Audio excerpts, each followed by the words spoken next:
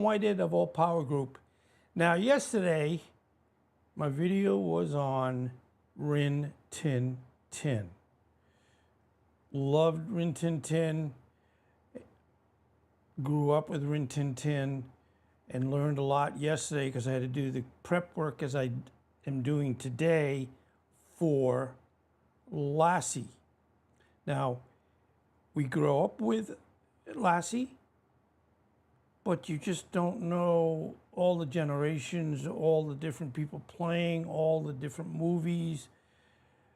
You can go on and on and on. So the neatest thing is when I'm putting these together, they're nostalgic.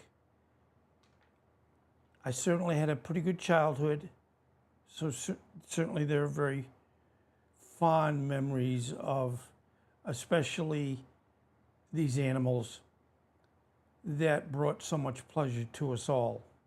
So today we're going to be doing Lassie. Now you probably said, if you watched it yesterday, you probably said, hey, I think Jim's going to probably do Lassie. Well, you got it right. Now Lassie can read, as you can see in the bottom picture. She's reading all about Rin Tin Tin, to be honest. So, okay, here we are. Now, what we want to start saying is telling you all the neat things about Lassie. Lassie, and I didn't know this in a sense, is a fictional character. First appeared in a short story titled Lassie Come Home, written by Eric Knight. Now, did he make a smart move? You know, it's funny, in your lifetime, people will say, well, you know, I'm a millionaire because I just tripped over some opportunity that I didn't even know was coming. Others will say I'm poor because I don't look for opportunities. So, you know, it's just keep working at it, I guess you say. Anyway, the story was published in December 17, 1938, in the edition of the Saturday Night Evening Post.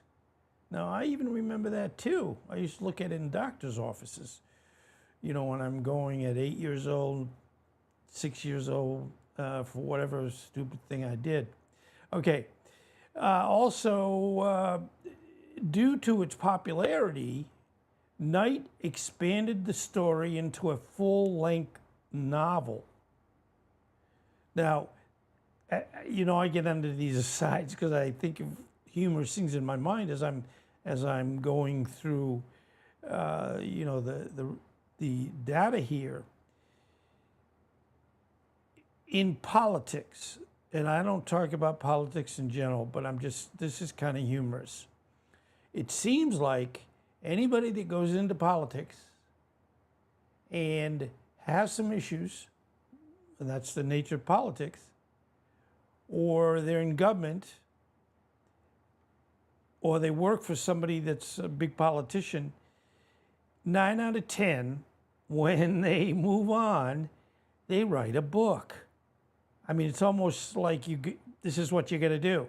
If you're in government or you're a politician, you leave it, you got to write a book. And part of it is, I guess, to say, well, I'm not making as much money as I was, so now I got to write a book. Or you have a lot of things to say and you want to write a book. So, you know, and the joke is all of us have a book inside us. So, you know, I haven't written one yet. It's not too late. But anyway, he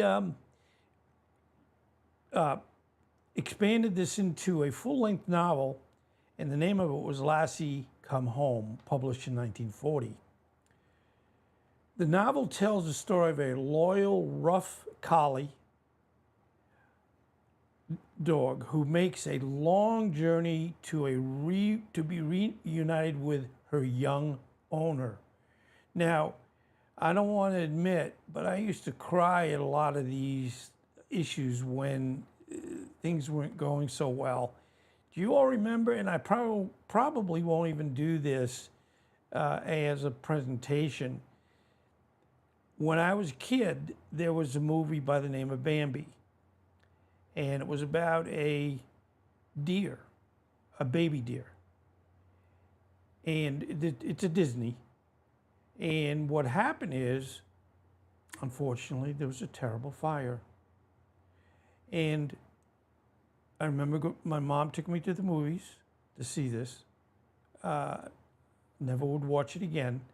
But what happened is there was a fire. And Bambi's mother got killed. Now, that certainly brought tons of tears, and I can go on and on and on as to many animal stories that if they're sad, I would cry. And there's nothing wrong with crying, unless you just cry for the sake of crying. But we love these animals, and whenever something would happen, I mean, Bambi was not a real story in a sense. It was, a imagination movie done by Disney.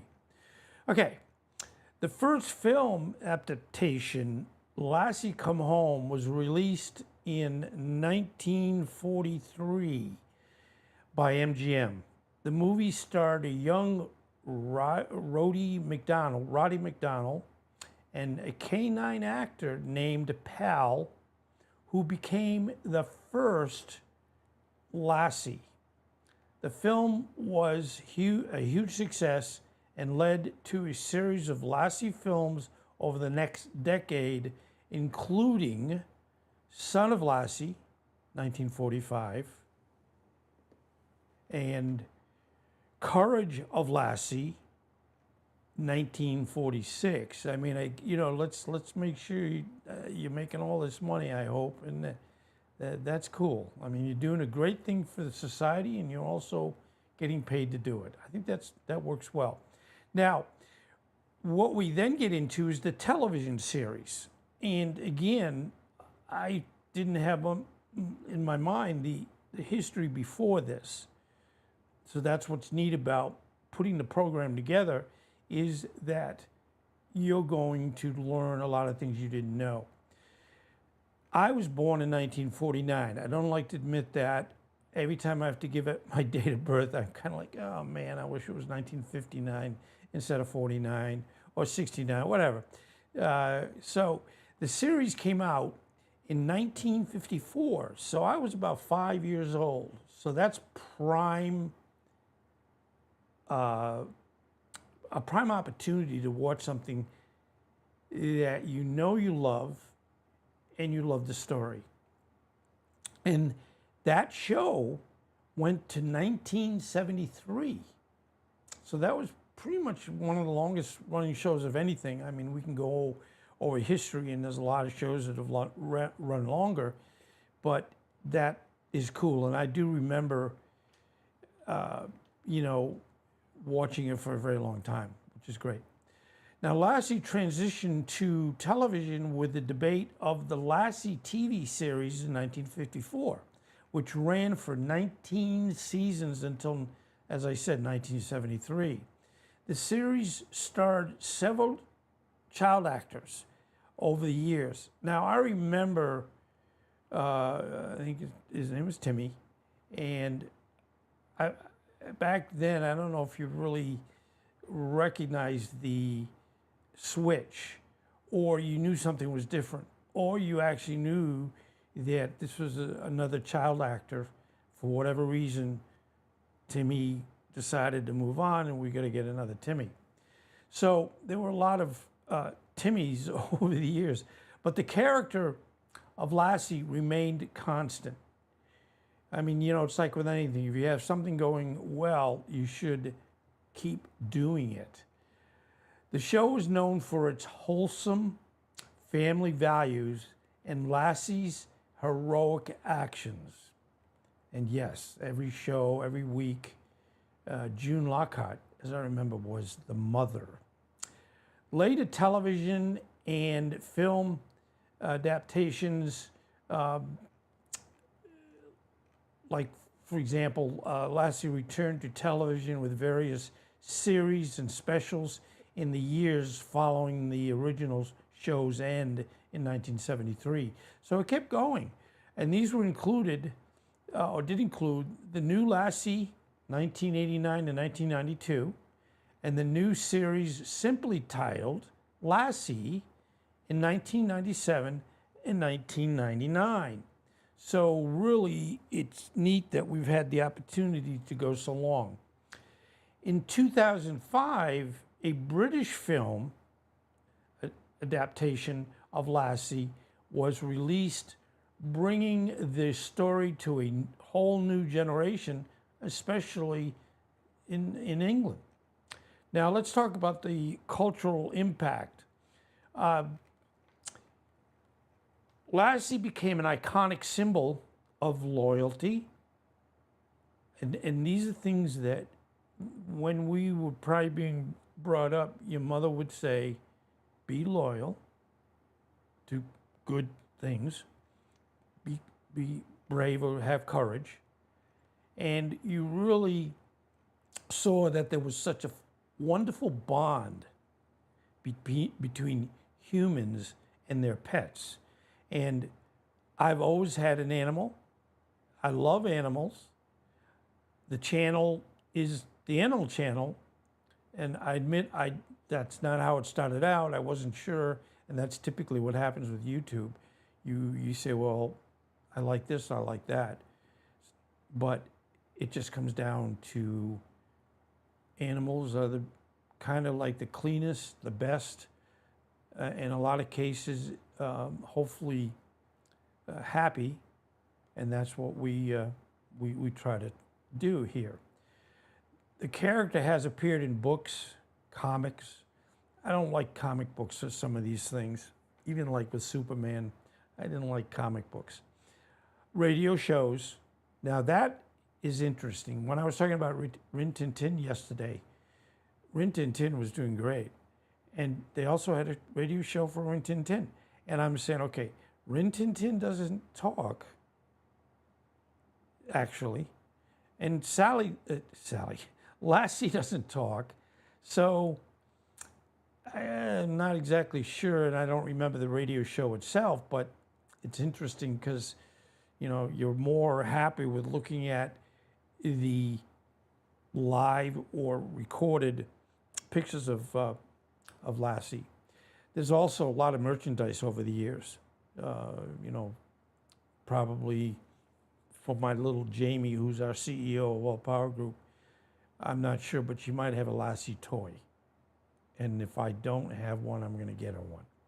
Because I hadn't really thought too much about Lassie until I'm doing this, which is great. Lassie's legacy continues to influence popular culture and the portrayal of dogs in media.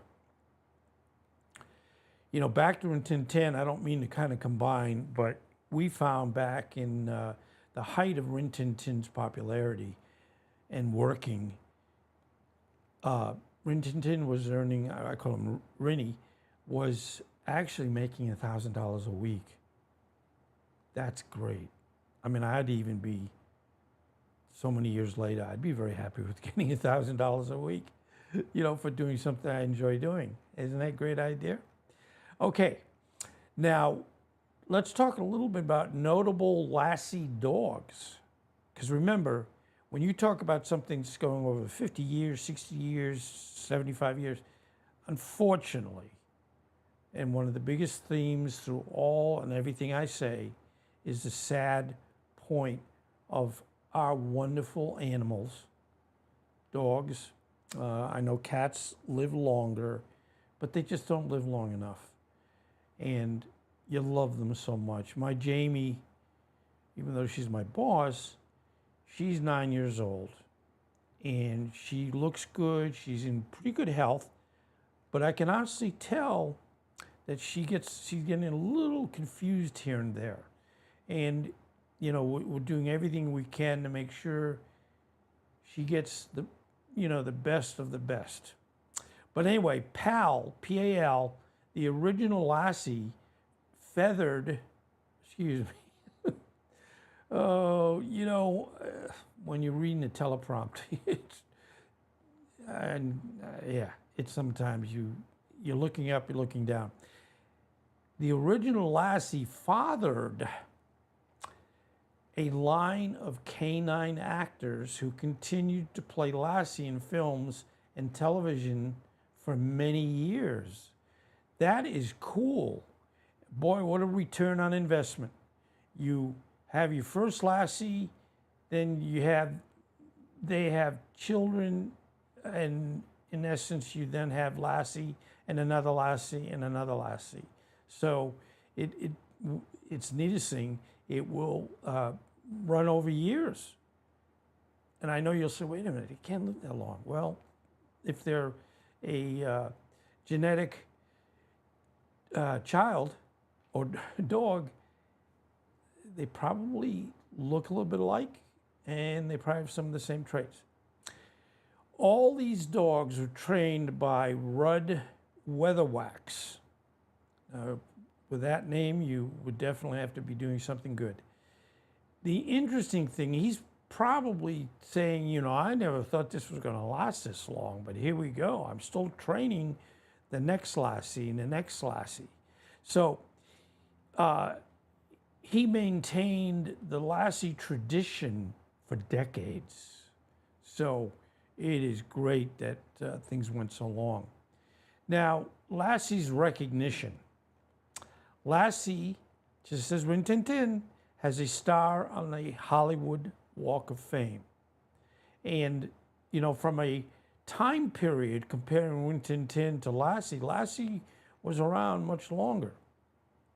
But certainly both of them are wonderful.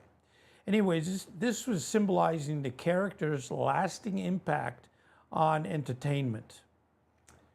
Lassie was named one of the 100 greatest TV characters by TV Guide.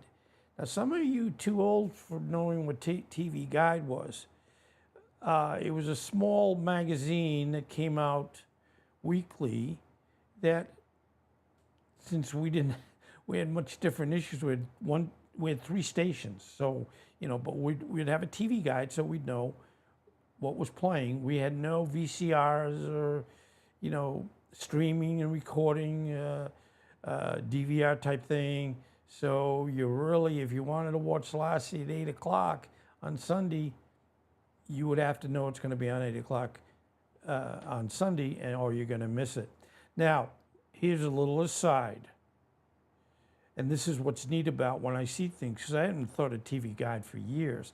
I'm not even sure if I don't think they still make it or produce it. But that was my first job. I sold subscriptions to my neighbors for the TV Guide.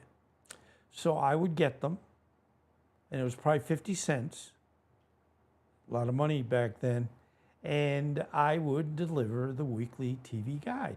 That was my very first job. I was probably 14, 13, somewhere in that range. Lassie's enduring legacy as a beloved canine hero remains strong, captivating audiences with her stories of bravery and devotion. Now, this couple more pictures of our wonderful Lassie. We're just about done. I wish you could ask questions, and, you know, as I progress further into these live streams, yes, I will have where they're live and people are going to know they're going live, so they can potentially come and ask some questions. Anyway, that's about it. I think we're done. But the point is, you all have allowed me to, and I get a little, I don't want to get teary, but you have allowed me to do something that I really enjoy very, very, very much. I did start my YouTube channel, and I'm sorry if you've heard this before, in 2007. But everything was different back then. I think it's good to have where you say, yeah, I did it that many years ago, and the progression of how things have gotten better in recording and microphones and cameras. But the bottom line was that in 2007, and until literally a year ago, I ran my own businesses, mainly generator businesses.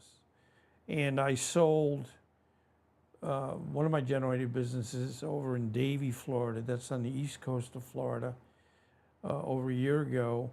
And because of my being older and the heat in Florida, I've not been able really to work on generators anymore outside, especially in the summer.